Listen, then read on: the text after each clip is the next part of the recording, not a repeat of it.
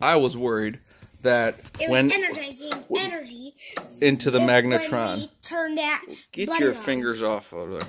But anyway, so it makes this fan twitch when this door is ajar.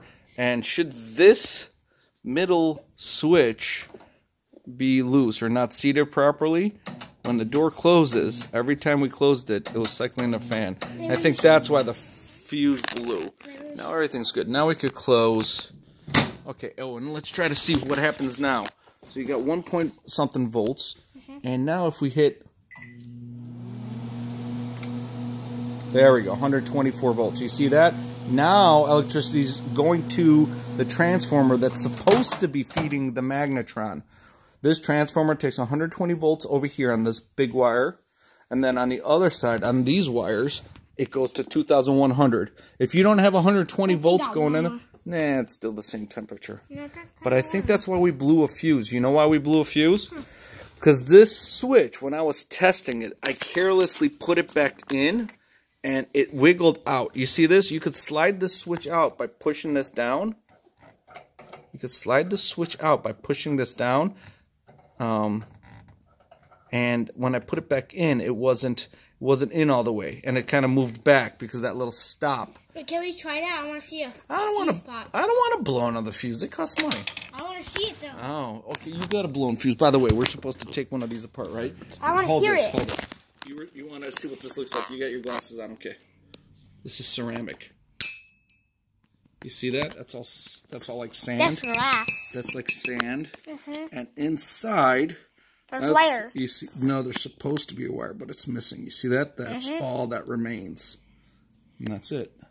Let me zoom in on it so we can see. You guys zoomed in already. You're good. You can see where the wire was, and you're too close. They can't focus that close. There you go. You can see where the wire was. That was good enough. Whatever. Wow, that was kind of freaky though. So every time we were like barely closing the door, because that little switch. So if we do that, and so we know for a fact that we don't turn it on.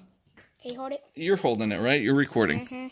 But every time we close this, there's a brief moment. There's a brief moment where this bottom switch isn't closed and this top switch does close, and that's what makes that fan jerk. And I think let's run this again because I think we're done. Let's heat up this water so it's not steaming anymore, right? Not steaming, but it is kind of warm, so we probably no, it is steaming, dude. Stuff's getting warm. Okay, we need different water. Why different water? Cold water, so we could see that it's getting hot. Okay. But no, don't worry about it. We'll just see this thing really steam up. So let's start another minute. Huh? Interesting. Beverage. We gotta hit start. Jeez, I'm so tired. Where the hell start? Oh, here it is. And that thing in there is rotating. This thing is energized. And that thing should be steaming. So it's working now. And the whole problem was just the little what do you call it, right? So everyone, you got safety glasses. So at least it's a small attempt for me to be safer, right? Alright. Jesus, three minutes already? Get out! I don't want you on this side, dude! Dude, this is the high voltage side. Get out. Go around.